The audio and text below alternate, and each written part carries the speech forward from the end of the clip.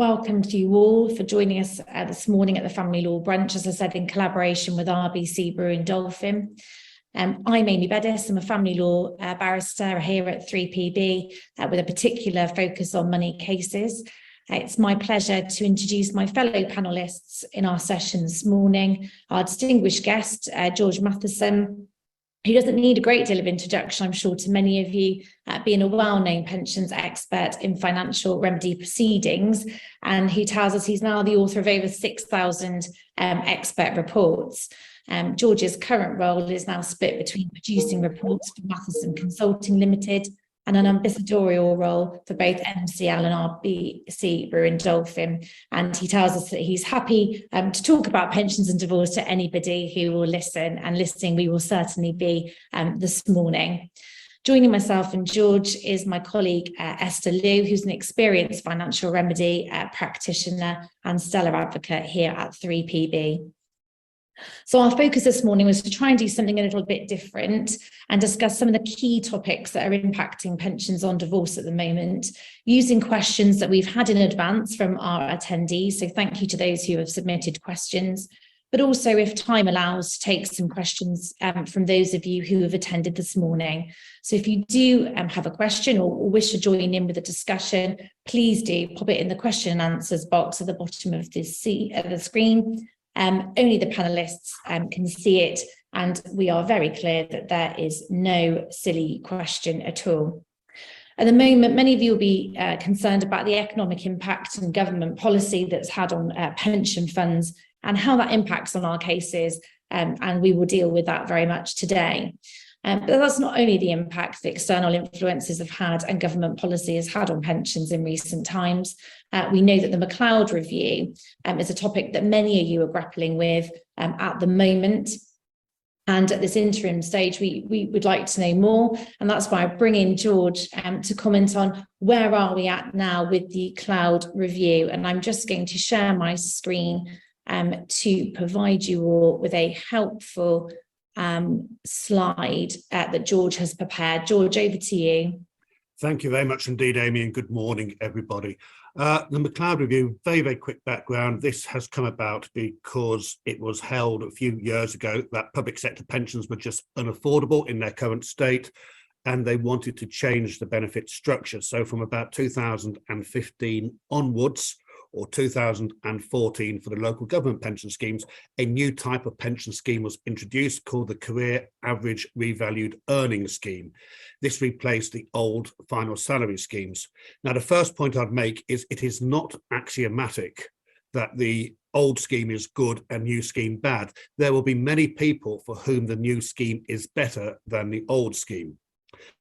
But when they brought this new scheme in 2015 or 2014 for local government, they didn't want a cliff edge effect. They wanted to ensure that those people who were closer to retirement did not suddenly find themselves shifting overnight into the 2015 new scheme.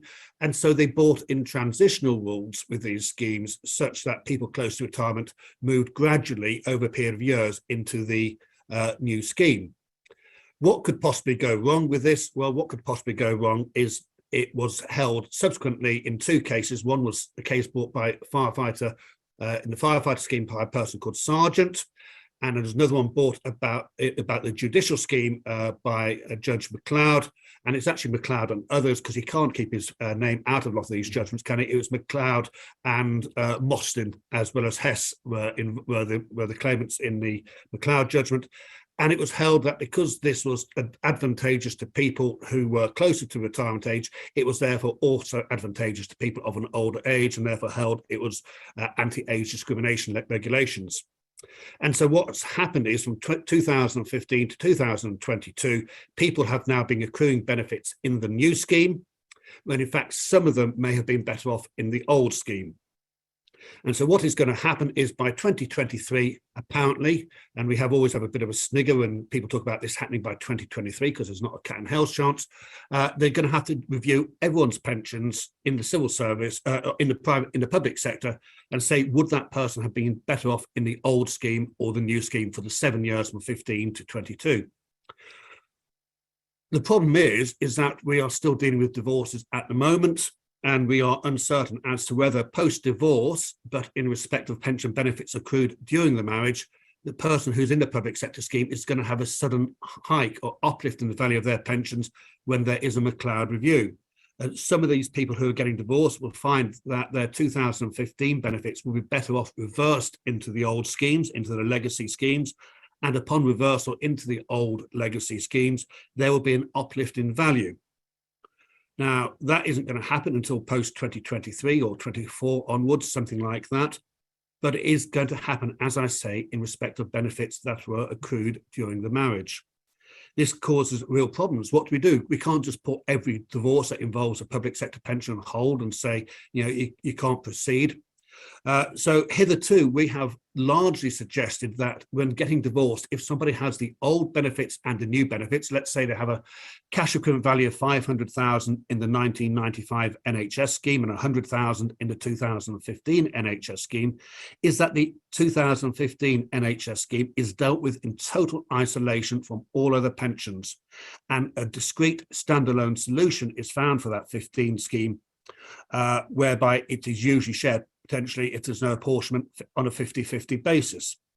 The reason we do this is because if subsequently it is held that the husband would have been better off in the old scheme, not the new scheme, and he gets an uplift in the value of his 2015 benefits, that will be shared equally with the ex-spouse if it has been subjected to a 50% pension sharing order. And so by ring fencing the 15 scheme and dealing with it in isolation means that if there is subsequently a post-divorce uplift in value in respect of benefits accrued during the marriage, both parties will benefit, in theory, from that uplift. Now, this also applies if we're offsetting, if we've got a case where we're asked to look at offsetting and the case is dominated by the 1995 NHS scheme and some defined contribution funds and some other pensions that the other party may have, we would say deal with those altogether by offsetting by all means, but that 2015 pension, still pension share it. Do not offset that 15 pension scheme, because if you offset that 15 pension scheme and there is a post-divorce uplift in its value, only the member will benefit from that uplift unless you feel you can go back to court and ask for a revision to the offset capital because of a post-divorce uplift in respect of benefits accrued during the marriage. Now, in theory, all of this is meant to be put to bed by October 2023. We're hearing already that some of the public sector schemes are not going to meet that deadline. Going forwards, I mean, Mathieson Consulting has really led thought leadership on this matter in terms of dealing with the 15 scheme in isolation. We are going to start throughout 2023 looking at what point do we start saying, actually, in this particular case, it may be advisable just to hold on until we get certainty. Because there are certain cases, and it's our usual suspects, the Friends in the Armed Forces and Police pension schemes, where the change because of McLeod can be massive. We are talking in some of these schemes, potential uplift of £200,000 plus in cash equivalent values. Now, we don't want to second guess that if we're getting to within, let's say, 6 months of certainty. And so there will be a stage throughout 2023 where we say, actually, this instruction you sent us, we suggest, if possible, we hold fire until we've heard that the armed forces are going to get this sorted by September. Can we hold fire until we've got that certainty? That's really that was a very long answer, a very short question. No, really helpful, George, and I'm glad to hear about the advice in terms of using separate pension sharing orders determinant on the type of pension, because I think there was a time when that wasn't so clear, and certainly from my experience and the cases that I've dealt with, particularly through the Armed Forces pension scheme, has been very clear to consider what your code says and really look at making sure you have those separate orders. So that's really, really helpful. We have just had a question in actually on the back of the McLeod answer, George, if I may, and I'm sorry to throw this in at this juncture. We've had a question: if the 2015 scheme pension is shared 50-50, will the spouse only benefit from the review if there has been an internal pension share, or there now only be an internal share of the 2015 scheme in light of McLeod? Okay. It's fairly straightforward, this, because all public sector schemes, with the exception of the local government, will insist upon internal implementation anyway.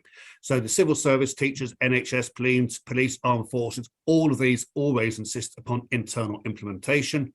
And so that won't arise. It will happen automatically internally. The only exception is the local government pension scheme, which in theory allows external implementation.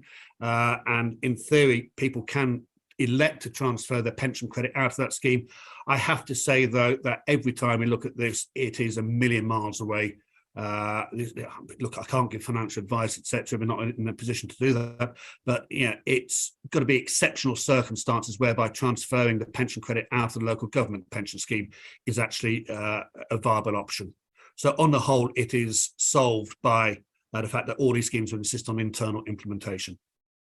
Absolutely. We've had another question about McLeod, which I'll be very quick about, which is about, has anyone managed to set aside an order where a McLeod review has later boosted a pension and non-member spouse does not benefit? Well, of course, we're not at that stage yet. And so we're not going to know, are we, in terms of, until, as you say, earliest October 2023, in terms of what actually the impact's going to have on these pension schemes. So as of yet, we've not had that come through the courts, certainly. And of course, the difficulties, I think, are going to be the same in any sort of set-aside situation on the Barder and Thwaite jurisdiction, which I know Esther's going to touch on in due course. But I think that it's preempting that issue now, isn't it, until we know more, as you say, in 2023. Is that fair to say, George? Yeah, it is.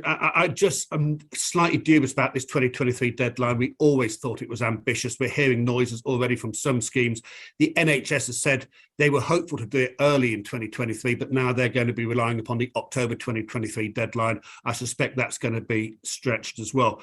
The attendees actually might be very amused to understand what the fire service firefighters pension scheme are advising their members. The firefighters pension scheme, their advice has been hitherto, get your order, and then when you retire in 2030 or 2035, whenever, then go back to court and say, that pension sharing order you made back in 2022, things have changed now because I've now retired and I've got different pension benefits. Can you now revisit, please, the pension sharing order you made 10 years ago? That's the firefighters pension scheme advice at the moment. That's really interesting. Having some questions, to say the least. We're having some questions come in relation to McLeod, and I think we're going to have to move on in terms of all the topics we've got this morning. But for those that are asking questions that we don't get around to, we will try and respond to you after today. So moving on to a question that we've had, which follows on from issues in terms of public sector pensions. There's a question's come in really for you again, George. Does the percentage stated in the pension sharing order reduce the lump sum available to the member by the same percentage? And will wife, for example, get a lump sum as part of her pension credit? Thinking here specifically of armed forces pension schemes. Of course, the first issue to consider is there still a lump sum available? Because if there isn't, my understanding is there won't be one available. But if that hasn't been drawn down, what's the situation there, George? Again, it depends on the pension. If we're talking about the Armed Forces 1975 scheme or the 2006 scheme, I think it is. The 1975 scheme will have an automatic pension and lump sum for the member as long as he hasn't retired. A pension sharing order will reduce both his pension and his lump sum by the percentage stated in the order, and the wife will be awarded, so I'm being stereotypical here, forgive me on that, but the wife will be awarded both a pension and lump sum in the Armed Forces 75 scheme herself, payable at 65 but capable of being drawn from age 55 subject to reduction factors.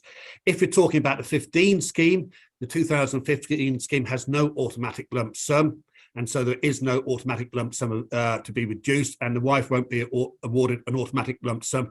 However, as long as the pension sharing order over the 15 scheme is made prior to the husband's retirement, both the husband and wife will be able to commute some of their pension for tax-free cash if they wish. And you're quite right, Amy, if the Armed Forces pension is already in payment, then there is no lump sum option available to the ex-wife. She'll simply get awarded a pension only with no commutation option in the Armed Forces.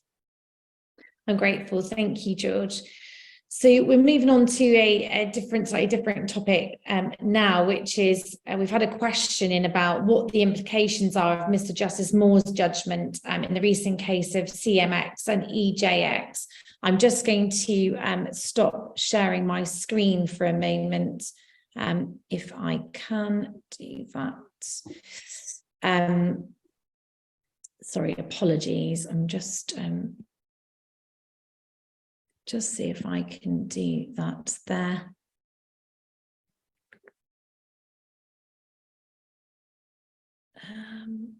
Can everyone see me again now, or is that still on share?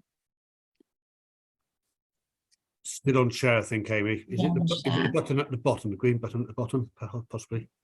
Apologies, let me just, there we go. Apologies. Thank you, everybody. So CMX and EJX, and we had that judgment in recent weeks. Mr. Justice Moore, who reminded us in this particular case of the decision in SJ and RA from 2014, where he was concerned about the fact that pensions should be divided equally.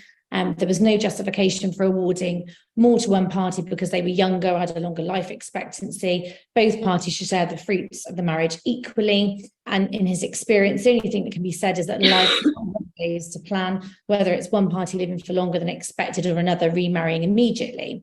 So it follows that he says, I've become very troubled by directions that ask a pensions actuary to calculate a division on the basis of equality of income in retirement. Apart from the fact that such reports tend to be very expensive, the simple fact is that such a direction almost enshrines the Duxbury paradox into practice. It cannot be right in general that the younger you are, the greater your reward in any event. It has no place whatsoever in equal division cases. And his view was very much of the fact that in that particular case, it should have been divided by equality of capital and not of income. And so what does that mean for us moving forwards? Is this going to have an impact on the instructions that we provide to our pension experts? Well, of course, the PAG report quite neatly sets out for us. And in terms of when you look at pensions, that tax-free lump sums will generally be treated as capital. The balance of the pension fund it should be treated as deferred income, and a pension in payment would be treated as a current income stream. And we've had that sort of crystallise really in the case of W&H, which all of us will be familiar with from His Honour Judge Hess, who very much was of the view that in needs cases, we're looking at equalising income in retirement. And I think that's the difficulties and the differences in cases such as CMX and SJ and RA, is that these are big money cases, very different to the majority of the cases that are going to be coming through our local courts. And in particular, I think what's important is looking at the type of schemes that we're talking about here. If we're talking about defined contribution schemes, then maybe there is a role to just say, well, actually, let's just split it on a capital basis. But if we're looking at a mixture of different schemes, then of course it's going to be important to get expert advice. Certainly I would be advising my clients to get that expert advice, look at equalising income and capital so that you have all of the information before you in order to make an informed decision. And also if I was the judge, I'd want all of that information before me, before I made that decision. And so it somewhat concerns me that we are going to have this new thought when these judgments come out and these decisions are made that everyone sort of runs off in one direction. And I really hope that what it will do instead is actually focus parties' minds at an earlier opportunity, perhaps at FDA or where directions are being considered. What is it that we are asking our pension expert to do? Because I think we can often be guilty sometimes of asking a whole raft of questions that might not be relevant to the pensions and the amounts involved and what it actually is that our clients are trying to achieve. Of course, fairness is key. It's the word that's used all of the time within the court structure, but also it's peppered throughout the PAG report that what we need to look at is achieving fairness. And so that's why, in my view, we really need to make sure that we have all of the information available. And actually, equality of capital might not be the fair outcome, in terms of what that decision would mean or what the outcome would mean for those parties. George, I'm not sure if you feel able to comment on CMX, but if you do, please do jump in. Yeah, I've got to be a bit careful because I was the POD in that case, and it's very easy for me to suddenly introduce other information regarding the case which isn't in the public domain. So I'm going to be very, very careful on that. My concern is that if the SJNRA is a great example of Mr. Justice Francis, who was sitting as a deputy, I think, at the time, and made a judgment which was clearly stated that it was in a high net worth case, pensions were all defined contributions, all parties were of an age where benefits could be drawn immediately and therefore could be converted into cash if they wished. And I think that judgment on the facts was absolutely spot on. I don't see why you shouldn't treat it as a bank account and defined contribution funds in such a case. In the case of Mr. Justice Moore, it's not clear from the judgment as to whether all benefits were defined contribution or not, or whether there are some defined benefit pensions in there. It's very clear from the case, so that it was, from the judgment, it's a very high money case. And to a certain extent, I would possibly have some sympathy, even if there are defined benefits where there can be an undervalue, if they took the view, look, in a case where it's 20 odd million pounds of non-pension capital, if you've got £2 million of pensions, we can possibly just take a broad brush approach on that. I've got some sympathy. It's the extrapolation of that into the smaller money cases I have concerns with, where a differential between defined benefit schemes and defined contribution schemes in a case where total assets are, let's say, 1 million or 2 million and pension assets are 50% of that, it is highly proportionate, in my opinion, highly relevant. If we've got defined benefit pensions, which may be at an undervalue. And when Mr. Justice Moore says he sees no reason why he shouldn't take them as capital value, is he saying there that we should use the CV as a measure of capital value, or should we have an actuarially calculated code valuation of the capital value of benefits? If it's all defined contribution, it doesn't matter. But if we have on the one hand a public sector scheme where the CVs are known to represent less than the true value on one hand and defined contribution on the other hand, I'd be very, very concerned if the extrapolation was we simply add up all CVs and divide by 2. Absolutely. And I think I absolutely share your concerns in terms of that, but it's going to be interesting over the coming months as to whether that filters down into the work that we're seeing in the more local courts. Moving on to our next question, we've been asked about whose responsibility it is to gather information regarding the parties' pensions, because we've had another recent case. This is great timing for a seminar on pensions, because there's been lots of activity in the courts in recent weeks. So we've got His Honour Judge Hess, who always provides really helpful judgments in terms of the issues that he comes across. We've got the case of YC and ZC, where the presence of a guarantee annuity rate was missed right up until the first morning of the final hearing. At paragraph 43.5 of his judgment, His Honour Judge Hess asks, "It is sobering to consider how much money would needlessly have been thrown away by my making a 55% pension sharing order against the Royal London pension. An investigation exercise independent of this case may be worth carrying out to discover why it was that the existence of the guaranteed annuity rate was not discovered by the POD. I'm unaware who was at fault. Should the POD have been given this information by the husband? Should the POD have been given this information by the pension administrators? What questions should have been asked of the pension administrators which were not asked? Whoever was responsible for this, for the purposes of this case, the equal incomes conclusion of the POD report now have to be treated as largely unhelpful." So thinking about things from your perspective of having received instructions on those sorts of pensions, George, what's your take from that particular case, and what can we do as practitioners perhaps to assist PODs in those sorts of scenarios? I'll be very careful here. The firm that was involved are very good, PODs are a very good firm of expert witnesses, and I'm not quite sure what happened here. At Mathieson Consulting, if we're instructed in a case where there's defined contribution funds and they are proportionate, i.e. they are significant, we will always ask the question of the pension scheme provider, are there any guaranteed annuity rates? Now, there are certain alarm bells, we know, for example, that Standard Life don't have any guaranteed annuity rates, but we know that Royal London policies, there's a lot of Royal London policies out there, legacies from old Royal Scottish mutual policies, all sorts of legacy pensions firms they acquired have got lots of guaranteed annuity rates. So certainly we would like to think at Mathieson Consulting, we would have asked a question and we would have pursued this. If it's an old defined contribution scheme with certain pension providers, we are always very, very wary of missing guaranteed annuity rates.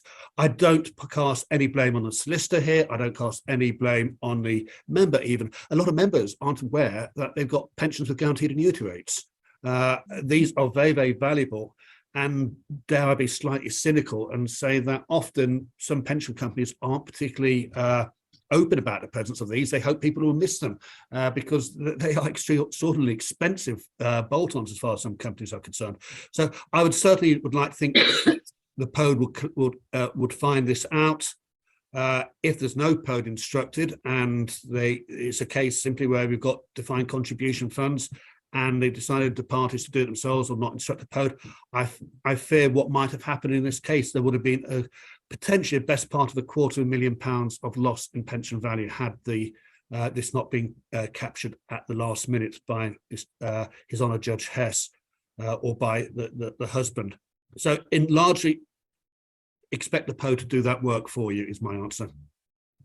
Thank you, George. I think it's also important these cases, these sorts of cases that wouldn't ordinarily perhaps be reported are starting to be reported by judges at circuit judge level, because then we actually pick up on all these sorts of things that we wouldn't ordinarily come across, or perhaps rare instances, and it does then mean for practitioners we can keep an eye out on those types of pension schemes.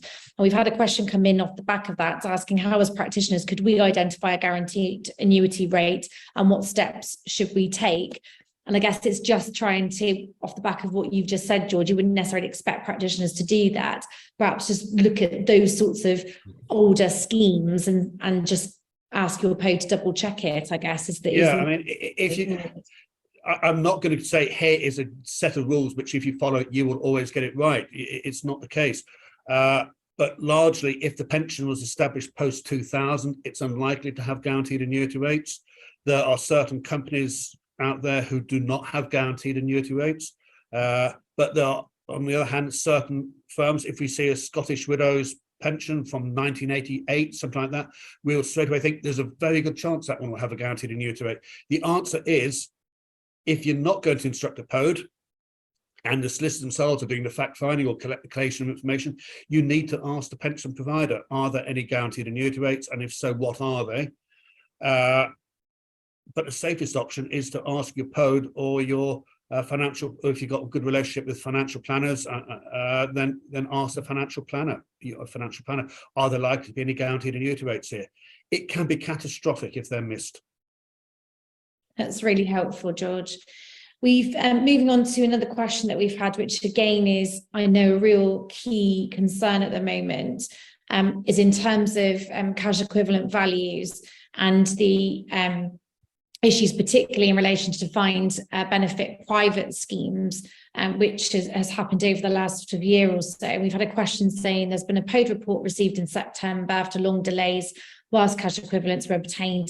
However, the applicant now wants to request updated CVs and a revised report. Can I refuse and insist on use of figures quoted?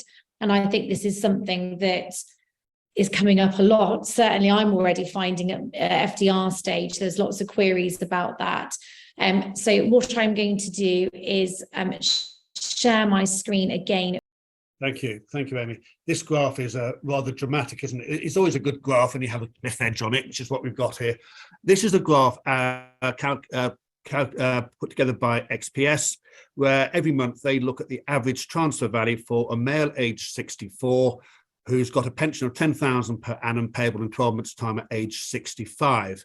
Now, if you can see that the cash equivalent transfer value for such a scenario peaked in about 12 months ago, December 2021, where the cash equivalent value would have been about £270,000. Because of various matters, not least the interesting budget we had a few weeks ago of Liz Truss, and the effect that had on gilt yields, but it was happening throughout the year anyway. That same transfer value in December 2021 of 270,000 went down to about 150,000, a reduction of about 40%. Massive reduction. And then it's picked up a bit since. We're now seeing that transfer value at about 180,000. So there's been some recovery in this. It's not all linked to the gilt yields, but it's largely the gilt yields.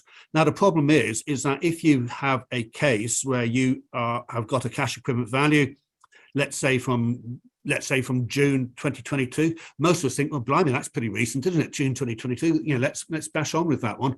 But even from June 2022, the odds are that cash equivalent value, if you get a new CEV now or your pension share now based upon the old CEV, you'll find a reduction of 25% in that cash equivalent value. Now, let's be very clear. We're talking here about defined benefit schemes, and we're talking here about private sector defined benefit schemes only. Public sector schemes have not yet been affected. They have not adjusted their transfer value basis. This is only private sector schemes. Now, the problem is, of course, again, what do? We don't, it's like McLeod, we don't want paralysis. We don't want to sort of start messing around and thinking, oh, that report we did only 3 months ago, do we need it revised or whatever? If you can move on to the next slide, please, Amy. I think we need to have a degree of proportion here and common sense. As I say, as it is with McLeod, I don't think paralysis of divorce settlements caused by fluctuating CEVs is an option. We need a practical solution. And again, re-emphasize, it's not public sector CEVs, they're unaffected. And of course, defined contribution funds, they fluctuate on a daily basis. But defined contribution funds aren't usually a problem, because if you've got a standard life personal pension, it's very easy to just phone up Standard Life and get a new valuation, and there's usually no cost for doing that. The problem for defined benefit pensions is there's usually a 3 or 4 month delay in getting a new CV, and if you've had one in the last 12 months, it comes at a cost. So that's the next. So that's one of the problems. So if you can move on again to the next slide. The first question I ask, if people are saying, do we need to revise the report, is when do you expect to settle? If you're not going to settle for another 6-8 months' time, the fact that we've used CEVs from June 2022 and we're now in November 2022, it's irrelevant. What's going to be relevant is the CEV in next year at some point when you settle. So in my opinion, we always say in our reports, there's a degree of fluctuation. Use the report you've got to agree in principle the basis of settlement. Is it equality of income or equality of capital? Is it assuming retirement at 60 or 65? Do we want to include all pensions, or are we excluding the premarital pensions? Use the report for that basis, agree it on that basis, and then refine it just down to one calculation, hopefully, which perhaps when you're close to settlement in April next year, you say, right, we refined it, there's only one calculation, we've narrowed it down to this, can you please now fine tune it with the benefit of the updated CEV, whatever it is next April or May. Also, we need to think about proportionality here. You know, if you've got a case where there's 500,000 of defined contribution funds with Standard Life, and there's a defined benefit scheme with a cash equivalent value of £50,000, if that cash equivalent value of the defined benefit scheme has gone up or down by 20%, actually it's not that proportionate in a case where you've got 10 times as much in a defined contribution scheme. So again, we need to think about here the proportionality issue. Is it a material issue if a pension which is worth total 10% of pension assets may have varied by 20%? Let's think about that one. Also, if equality of income is the objective and the defined benefit fund in question is not being shared, the CEV is irrelevant. The CEV of a defined benefit pension that is not being shared does not feature in the calculations. It's the income it produces that is relevant. If husband has got a defined benefit pension of 10,000 a year and we're equalising incomes, and we're not sharing that pension, I couldn't care two hoots whether that CEV is 200,000, 100,000 or 300,000. All we're looking at is the fact that the husband gets a 10,000 a year income from that defined benefit scheme. And the final point I'll make here is that the turmoil in defined benefit CEVs, where we've seen a CEV go from 270,000 down to 140,000, back up to 180,000, at the end of the day, what have we got behind the scenes? Husband at all stages has had a pension of 10,000 a year, payable at age 65. That's what he's got. His pension has not fluctuated in value. He's got 10,000 a year, payable next year. The fact that CV has gone up and down like a yo-yo, to my mind, suggests the real fallacy of looking at CVs as a basis of valuing a pension, whether it be for capital values for pension sharing or for offsetting purposes. It just shows the fallacy of using CVs when they can fluctuate so wildly, whilst the actual underlying benefits of a pension of 10,000 a year do not change. Absolutely, that's really helpful, George. Esther, if I could come over to you now in terms of the legal implications of that, because I think some of the concerns have been about people doing deals in sort of uncertain times and what impact that's going to have. Could you help us with that? Yes, of course. I mean, some of the points I was going to make, George helpfully has touched on already, and it's what solicitors can do really to sort of make sure that they are covering, all eventualities, looking at the age of the CUVs, looking at the nature of the pensions, looking at what orders are likely to be sought, and what other options may be available to the parties in terms of distribution of assets and achieving the outcomes that the parties are seeking, and as well as George said, then looking at the timing of when parties are likely to settle, or if the matter is listed for either FDR, final hearing, and having some sort of indication, perhaps keeping that communication with the POD open to know how long it might take for a updated report, for any addendum questions to be answered, so that solicitors can effectively case manage without then incurring further delay if a report is suddenly needed at a later date. I did want to make the point, though, that it is important, if you do find yourself in a position where the evidence indicates, certainly, or the indications from the POD, that the CVs of the pensions which are relevant to your settlement are likely to be affected, then you do need to make the application to the court, if it's opposed by the other side, to adduce that fresh evidence or the addendum by way of a POD. There was the case of Finch and Baker in the Court of Appeal last year, where post-final order, the wife was complaining that her the CV of her BBC pension had significantly increased. And interestingly, despite then being reheard by a circuit judge and then going to the Court of Appeal, at no point did they actually seek permission to adduce further evidence in respect of the value of her pension, and her appeal was ultimately dismissed. So that really does emphasise the point that if you are of the view that the figures have changed to a degree that is necessary for the court to therefore take into consideration, it's not going to be enough to simply rely on arguments that the passage of time, etc., will have made that impact. You need to get the evidence from the POD, and if necessary, that'll have to be done by way of a Part 25. And that then you'll be looking at the arguments that George has looked at, looking at the proportionality, how much those pensions are worth across the overall asset base, what the potential impact could be, particularly for the economically more vulnerable party in that particular case. And again, if I think the question that came to us was, can I oppose, can I sort of stick with the values that we've got when the other side are seeking to adduce fresh figures? I mean, of course, you can try. Ultimately, the court, though, is going to be very mindful of what is going on and not wanting to either endorse a consent order or make a final order on figures that are thrown into doubt. So it's, whilst you're acting under instructions, I think it would probably be safer for all parties in terms of having a watertight order. So perhaps take stock of what is happening, and then looking at the timescales, it may not be ultimately in your client's best interests to rigidly stick with figures, if indeed these figures are vulnerable for the factors that George has identified.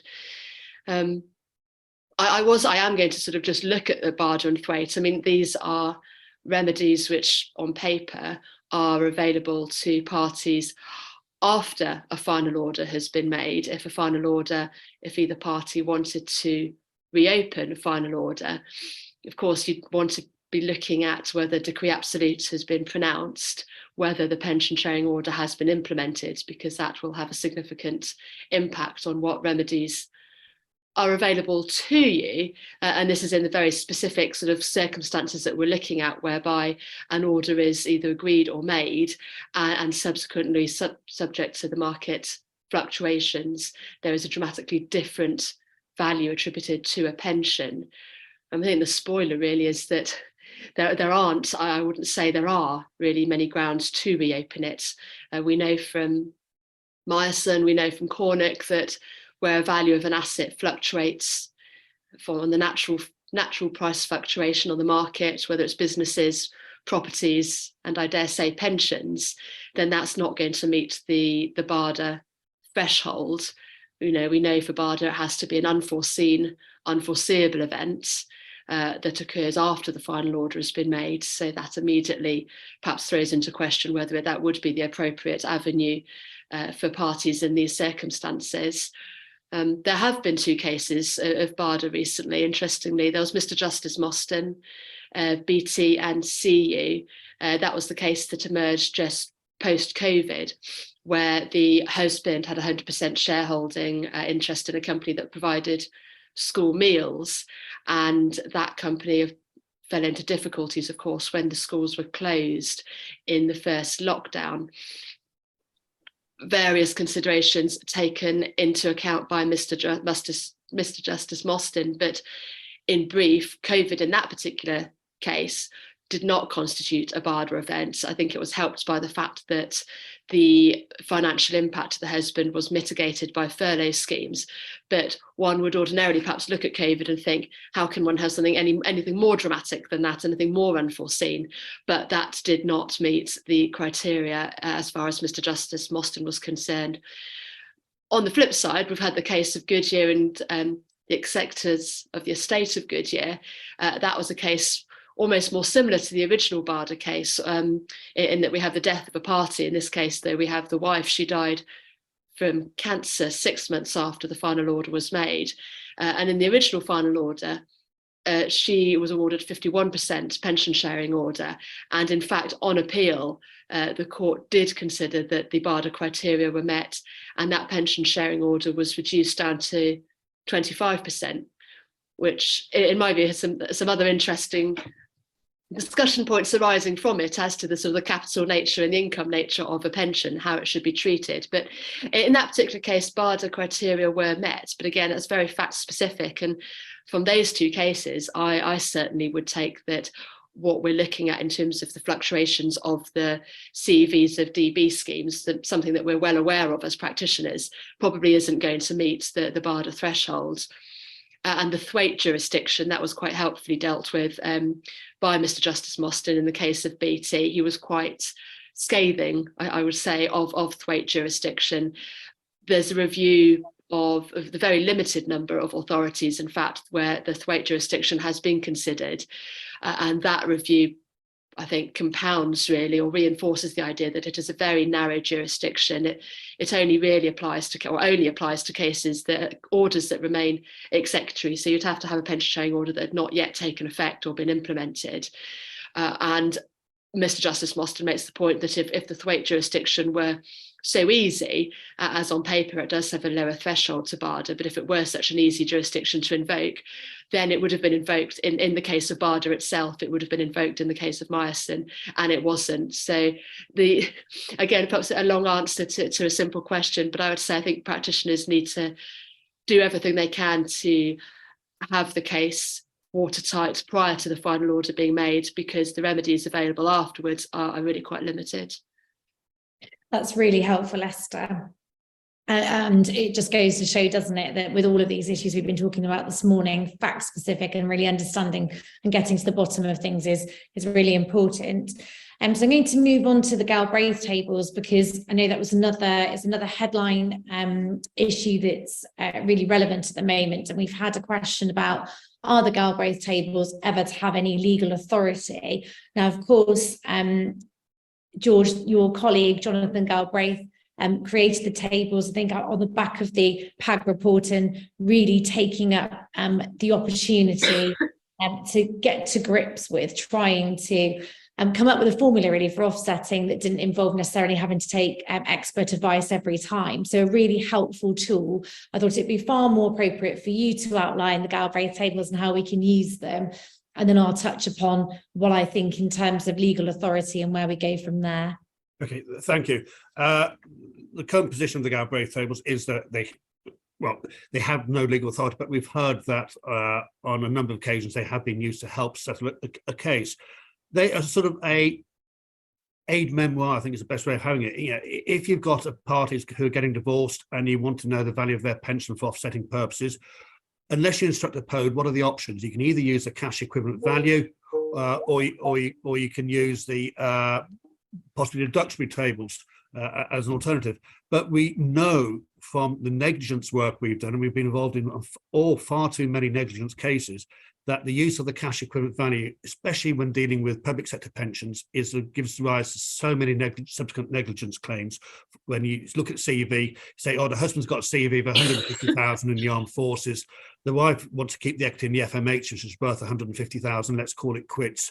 And that is the sort of the top of the bell curve as to negligence claims. So absent a POD report, what can you do to get a reasonable offset value? Now, this is where we say the Galbraith tables fill a gap. They are not perfect, and perfection is the enemy of the good. If we had perfected tables that covered every single possible eventuality in terms of RPI, CPI, fixed rates of increase, etc., you would have tables which were totally unusable.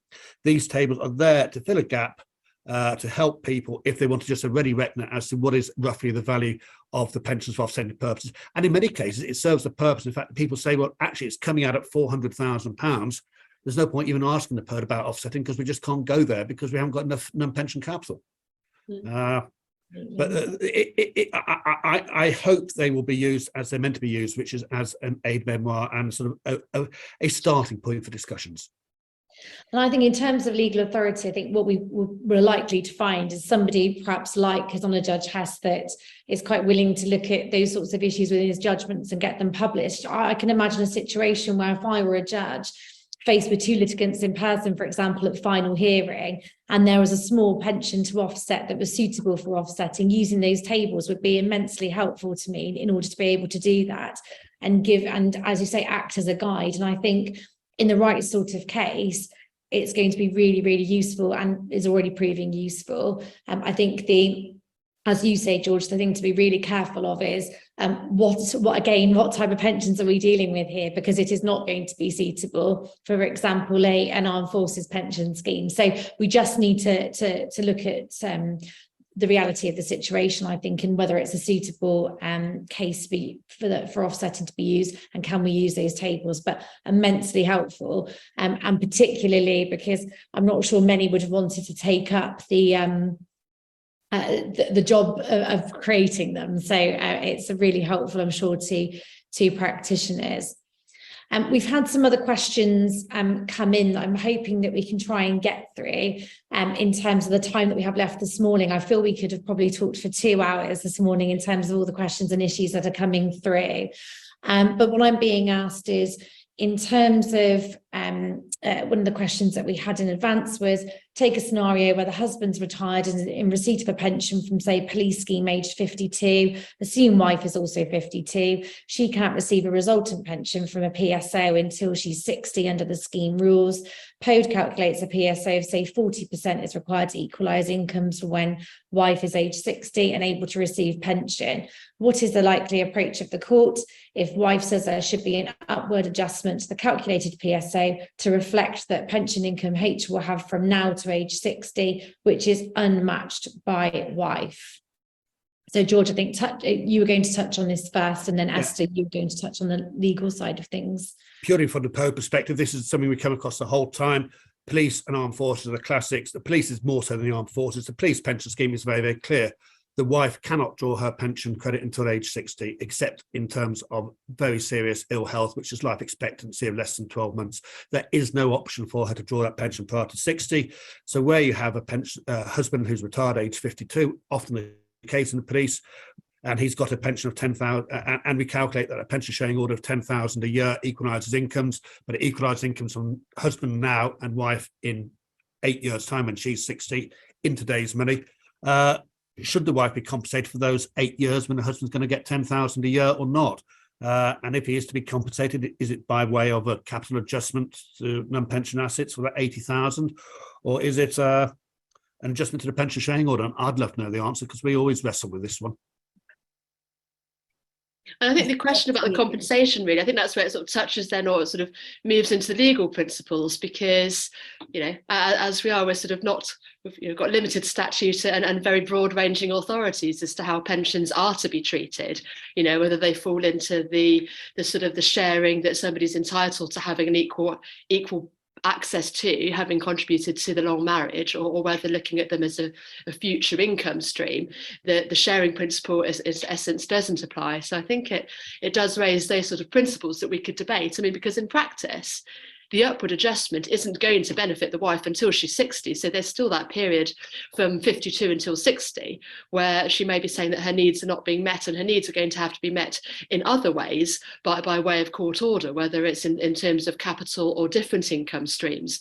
So if it's a needs-based argument that her needs are not being met between that particular age, whereas the husband's needs are being met, then as I say, the court will have to find a different way to meet those needs. And if she is then to receive that upwards adjustment at the age of 60, she then in essence becomes in a stronger position than the husband, because there is that element of sort of double counting. So I think it's an interesting, I can see why, you know, I've certainly had those instructions. Practitioners want to raise that question and put that question to you, George, as opposed to, in essence, compensate for what doesn't seem fair.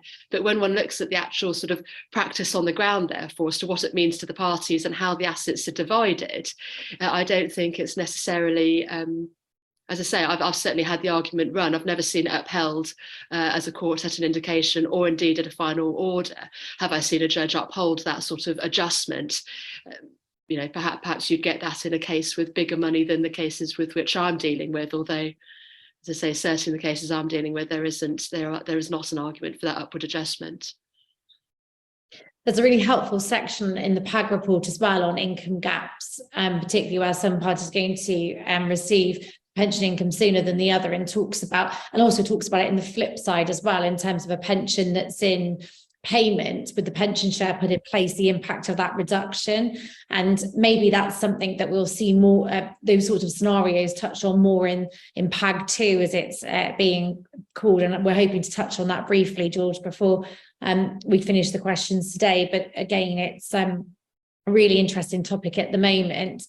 And off the back of that, we've had another question in relating to these sorts of issues: is how likely is it in a long marriage that the court will equalise pensions? Do they take each case on its own set of factual circumstances? For example, wife saved into pension pre-marriage, husband's been reckless throughout marriage with money, has no pension, choices made by husband during the marriage has caused financial problems for wife. Esther, what's your take on that in terms of what will the court do in that situation? So a whistle-stop tour, as I'm conscious of time. I mean, to me, that question really raises 3 points. It's the starting point, the approach of the court in a long marriage, ring fencing, and then questions in respect of add-back.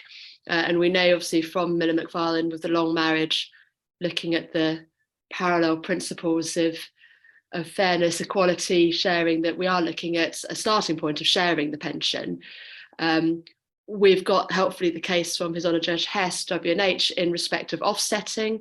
We know the difficulties that arise, not offsetting, ring fencing. We know the difficulties that can arise with ring fencing arguments, whether the paid has been asked to adopt the sort of straight line apportionment, whether it is using a different approach for ring fencing, like a deferred pension method or a cash equivalent method, whether they're able to get hold of the historic data or not, whether you can then factor in the market, the impact of the market on that historic data, whether you can get a list of the contributions that have been made by the pension scheme holder over the passage of time to effectively ring fence. I think there are so many difficulties that can arise with ring fencing questions. I know that it has been asked all the time, and that PODs are able to answer as best they can. But as His Honour Judge Hess states, not only does it come inherent with difficulties, but equally it possibly simply isn't appropriate in a needs-based case. So in the question that's been put to us, if it's a needs-based case, then I think I'd be saying that ring fencing probably does not have a role in the court's approach. And the last question, or the last sort of tenet to that question about the husband's conduct throughout the marriage, that then takes us into the arena of add-back and whether that is an argument that they are going to run, which itself, brings its own difficulties in respect of the threshold they'd have to cross for the wanton dissipation by the husband, and whether they're going to be able to evidence it and quantify that. And that's perhaps really a sort of a matter for a different seminar, but certainly I think it is fact specific is unfortunately probably the most simple answer to that question. We've had another question in terms of, along those sorts of lines, saying, can withdrawals from a pension fund, which are then used to buy an annuity, be taken into account for pension sharing purposes? Also, can past withdrawals be added back into the pension fund for pension sharing purposes? I know, George, you were going to touch on this first, and around concerns about how we're counting that. Yeah, my initial reaction, yes, we can. We can do whatever we're instructed to do. And if, you know, somebody has got a pension fund of £600,000 and they took out £150,000 last year and it's now worth £450,000, we can, if requested, add that back in for calculation purposes. My biggest concern, though, is double counting, because if he's taking the money out of a pension scheme, it is no longer a pension asset. It is manifesting itself presumably elsewhere on the Form E, whether it be as increased asset somewhere, or annuity in this case has been purchased, or reduction in debt. So as long as everyone is satisfied they are not double counting, we can do whatever we're asked to do on that.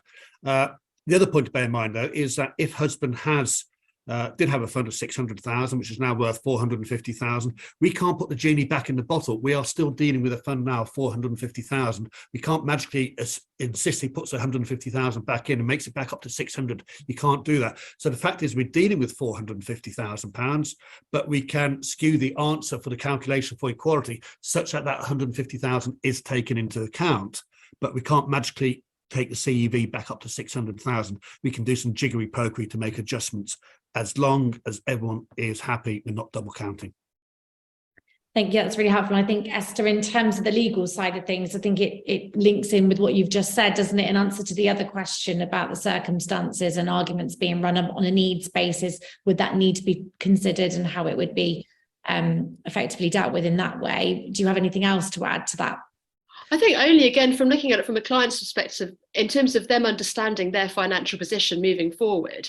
I've had a case recently where the wife did cash in one of her smaller pensions, and the paid on instruction did sort of reinsert it and then calculated, as requested, you know, the percentages for equality of income.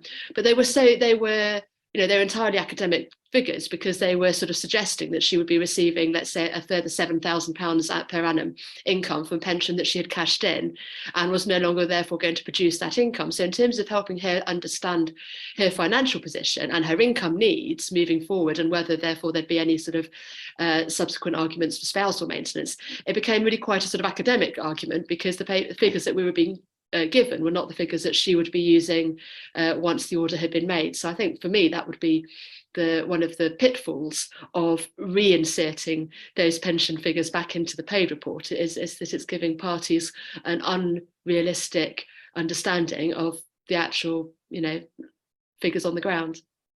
It's really interesting you say that, because we've had a couple of questions come through from attendees during the session this morning about clients' understanding of advice, and also practitioners sort of trying not to go into the field of giving financial advice, which of course we're not permitted to do, and that caution there. And there was a question around trying to explain to a client, or giving a good example of where a cash equivalent value is not representative and they shouldn't rely upon it, for example, in a public sector scheme, and whether there's any information that could be given to a client to help them understand. There's a real helpful annex, as I recall, in the PAG report, setting out, for example, in relation to public sector pensions and fair actuarial value, and what the actuary will consider, or the POD would consider. And so I would certainly direct clients to that annex, because it's written in a way which is accessible. But I do think we all do have to be cautious as lawyers to not stray into giving financial advice. And as George was saying earlier, when we're looking at the guaranteed annuities, to get them to talk to financial advisors, often it's going to be important for your client to be working along an independent financial advisor at the same time. And so it's really important to signpost them to the right professional and the right expert along the way. And we also had a question come in about ticking the box on the internal external transfer forms.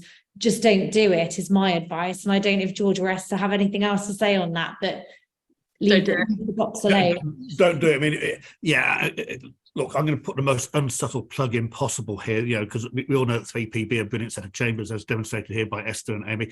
Brewin Dolphin has some fantastic financial advisors who are really good at dealing with pensions on divorce and sharing issues. They've got some of the most talented people in the country, in my opinion. But the T&T question, that's the judgment of T&T, where somebody ticked the box saying internal. There's very few schemes where actually got that choice. As local government, you've got the choice. University superannuation scheme, you've got the choice. Trying to think what other schemes off the top of my head give the choice. There's very few schemes now that actually give that choice as to whether you have internal or external. So it shouldn't occur that much. It happened in that T&T case because the scheme was paying reduced transfer values, and if a defined benefit scheme pays reduced transfer values, it has to offer the ex-spouse the option of keeping the pension credit in that scheme. Every cloud has a silver lining. One of the benefits of collapsing transfer values in defined benefit schemes is that the assets largely within these schemes have stayed the same, but the transfer values have reduced, and therefore suddenly, miraculously, and because of the trust budget, most schemes have suddenly moved miraculously into a surplus now, where the total of the cumulative transfer values are less than the assets of the scheme. And so we're seeing many fewer schemes now who are having to pay reduced transfer values. So the question of ticking that box should largely fall into obsolescence, apart from for the local government scheme and the USS and 2 or 3 other schemes where the choice exists. But do not ever give the financial advice that is really specialist advice for financial planners. Absolutely. And off the back of that, we're being asked about, should we advise clients to leave the box unticked, even if there's an option for them to choose internal. As far as I understand it, from a practitioner's perspective, we never see the boxes ticked anymore, and I don't think that it doesn't need to happen at that stage anyway. From an actual implementation perspective, my understanding is that can be dealt with later on down the line once you've had the advice and once the transfer takes effect. Yeah. You don't need to worry about that from a practitioner perspective. The court doesn't need the box to be ticked. That will be dealt with in all the other paperwork at a later stage. So we don't need to worry about that. Just if the choice exists, you must get financial advice from a qualified financial planner. Yeah, absolutely. And if someone else is ticking boxes for you on the other side, I would just untick them and leave it blank. Get the Tipex out. Yes, absolutely. Well, I'm conscious that we're 5 minutes over and we're going to be told to wrap things up, but we still have well over 300 people on the line. So just before we go, George, are there any spoilers from the PAG 2 report that you can share with us this morning, hot off the press? Well, first thing I would say, Amy and Esther, is let's do it again. If there's so many questions and so many people's solutions, let's do this again at another future date. I'm more than happy to do that. With regards to PAG, look, I'm not sitting on PAG 2 personally. My colleague Jonathan Galbraith sits on there in my stead. PAG 1 was enough. It was enough. PAG 1 was enough. So Jonathan does sort of occasionally breach Chatham House rules and tells me what's going on. I think the 2 big issues being wrestled with on the pension side are, 1, apportionment. Are there better ways of doing apportionment? Of course, it's a legal argument as to whether pensions accrued outside of marriage should or should not be excluded. That's up to the lawyer's part of it. But once the instruction is given, how should we do that? And there's some fairly robust opinions on that coming out, which I think will come through in PAG 2. And the Galbraith tables. The Galbraith tables are getting a lot of discussion.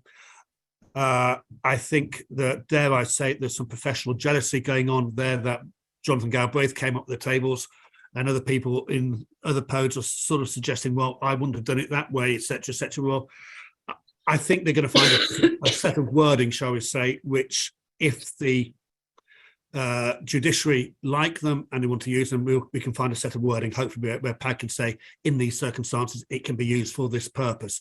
So I'm hoping PAG will come up with some guidance on the use of Galbraith and some further clarification on how to apportion pension assets if the lawyers decide it's appropriate. Thank you so much, George, for letting us know the sort of headlines from that. It's going to be a really interesting read when that comes out, for sure, because PAG 1 has been immensely helpful. And I think it really has transformed, certainly from what I see in my practice, how we deal with pensions on divorce, and giving us a much better and stronger framework to work within, really. Esther, I'm going to hand over to you to round up the session, but thank you very much, certainly from my perspective, and definitely do this again. I think there's a great deal of interest, and it's been a really excellent session to be part of this morning. Absolutely, and I'm not ashamed to admit I'm actively excited about PAG 2, so there we are.